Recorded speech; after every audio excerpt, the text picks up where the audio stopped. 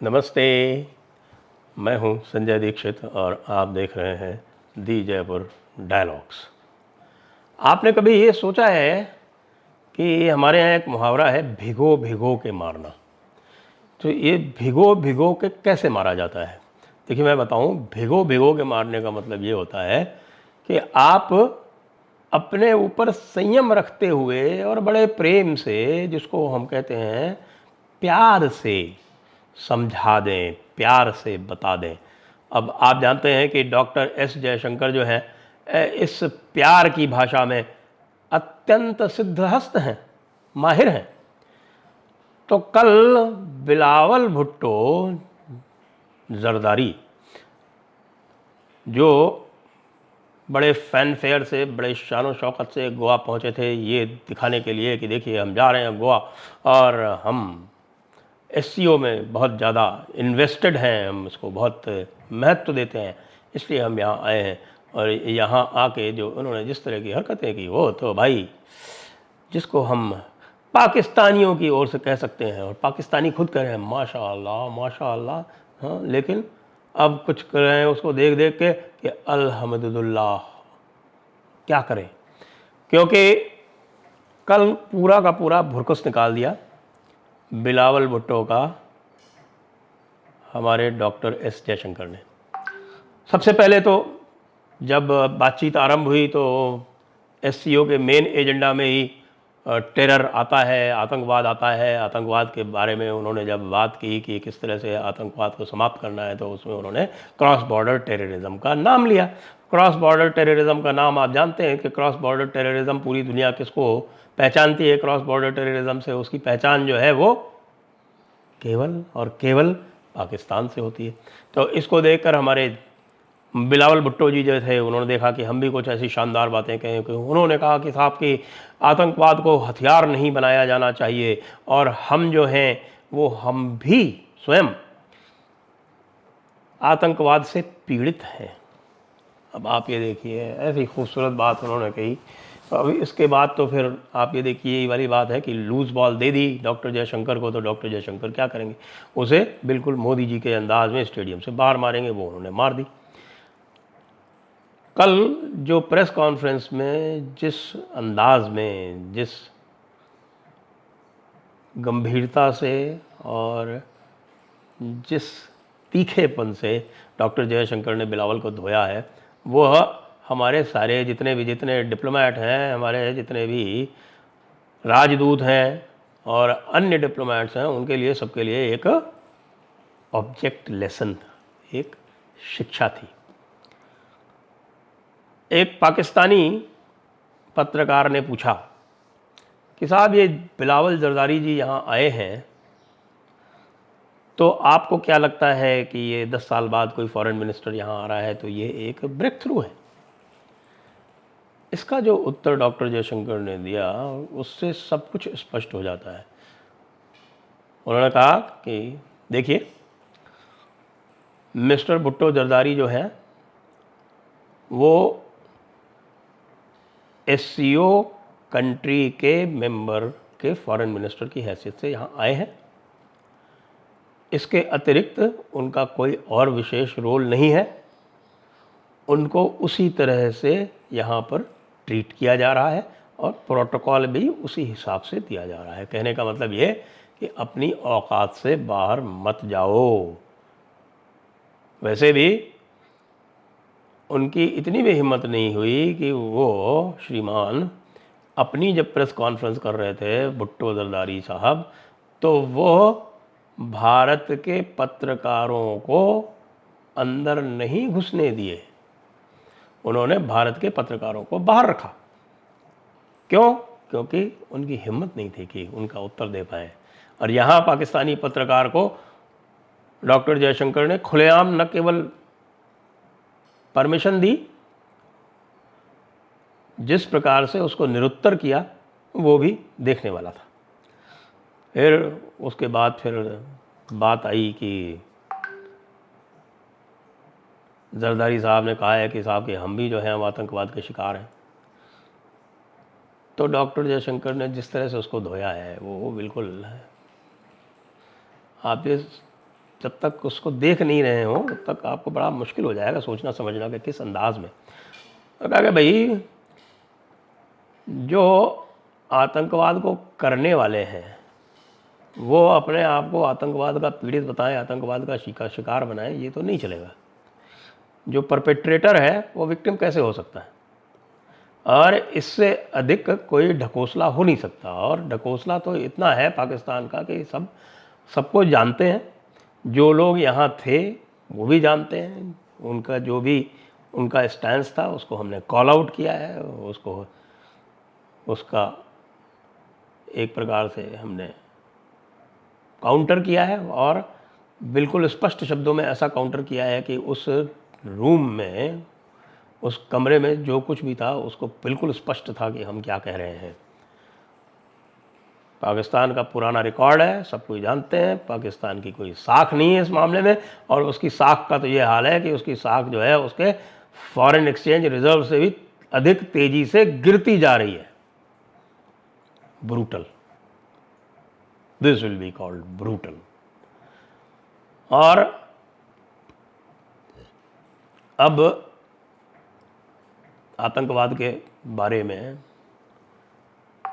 और जो बात कही उन्होंने पाकिस्तान के बारे में, कि पाकिस्तान कहता है कि हमारा मुस्तकबिल जो है वो पीस का है।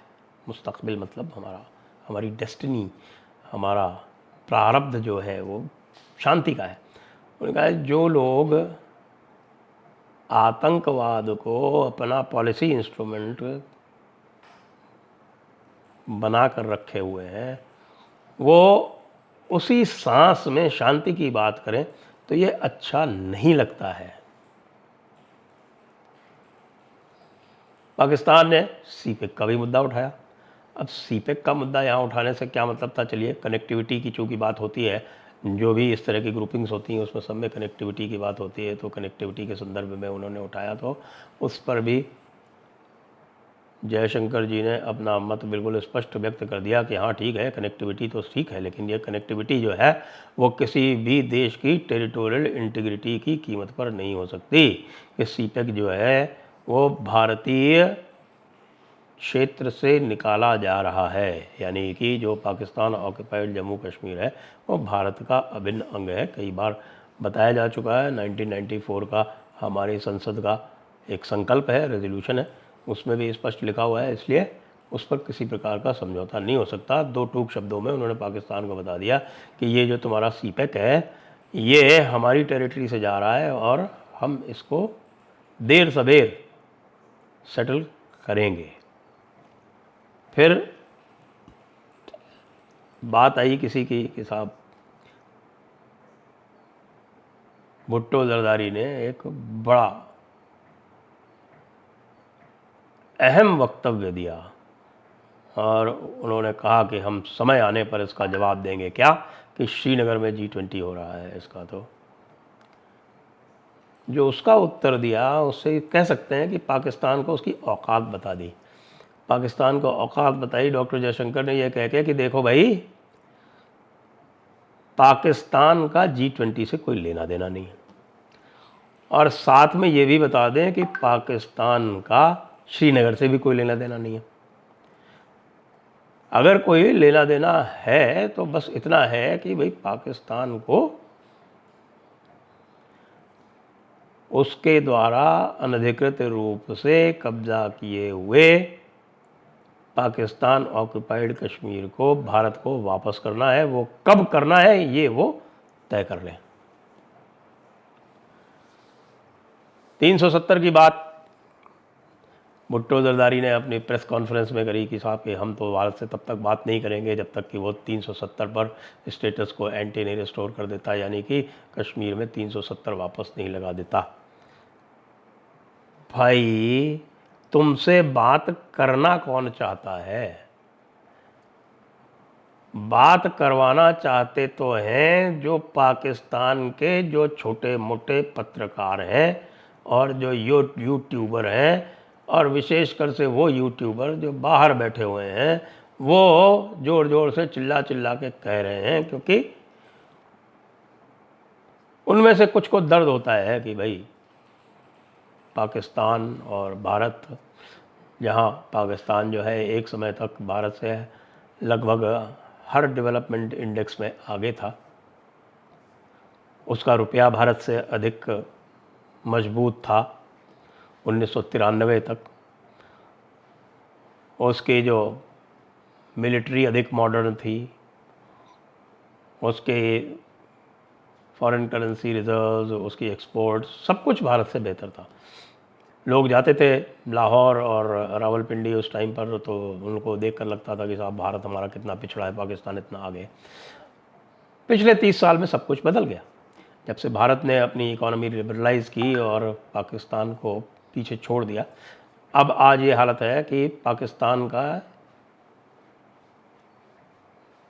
इतना बुरा हाल है कि उनके मुश्किल से $4 बिलियन की उनके पास करेंसी बची, फॉरेन एक्सचेंज रिजर्व की। भारत के पास $600 बिलियन है, और भारत का 1 रुपया पाकिस्तान का 3.5 रुपया, यानी भारत का 1 रुपया नेपाल का 1 रुपया 45 पैसे होता है, लेकिन भारत का 1 रुपया पाकिस्तान का 3.5 रुपया होता है। तो पाकिस्तान तो बिल्कुल इस टाइम पे बैठा हुआ है गर्त में। इसीलिए डॉक्टर जयशंकर ने जो अपनी फाइनल बात कही कि भाई 370 की बात करना भूल जाएं, 370 अब इतिहास है, और केवल एक एजेंडा बचा हुआ है, और वो है पाकिस्तान से पीओके खाली करवाना। तो कहने का मतलब ये है कि बिलावल जरदारी जो आए थे बड़े स्टाइल से, उनको तो यहाँ पर आकर नमस्ते का जवाब नमस्ते में देना पड़ा, जिसको लेकर पाकिस्तान में भारी हंगामा मचा हुआ है कि भाई देखो, ये बिलावल जरदारी ने जयशंकर जी से हाथ तक नहीं मिलाया, बल्कि हाथ तक नहीं मिला पाया, क्योंकि उन्होंने तो उसको सीधे नमस्ते कर दी और उसने नमस्ते के जवाब में वापस नमस्ते कर दी। अरे तो भाई क्या करता, सलाम कर देता, कुछ कर देता, लेकिन नमस्ते क्यों कर दी? तो पूरा का पूरा वो मुशरिक हो चुका है, उसकी हालत ख़राब है। बड़े बेआबरू होकर तेरे कूचे से हम निकले, ये हालत है बिलावल भुट्टो जरदारी की, और पाकिस्तान में स्यापा मचा हुआ है, बुरी तरह से स्यापा मचा हुआ है। हमारा लाल टोपी तो कल काली टोपी पहन के आ गया, और काली टोपी पहन के आया और इसको कह दिया ट्रांसजेंडर, यानी हिजड़ा। बिलावल को हिजड़ा तक कह दिया कि उसकी कोई औकात नहीं है डॉक्टर जयशंकर के सामने। तो भाई बहुत बुरा हाल हुआ।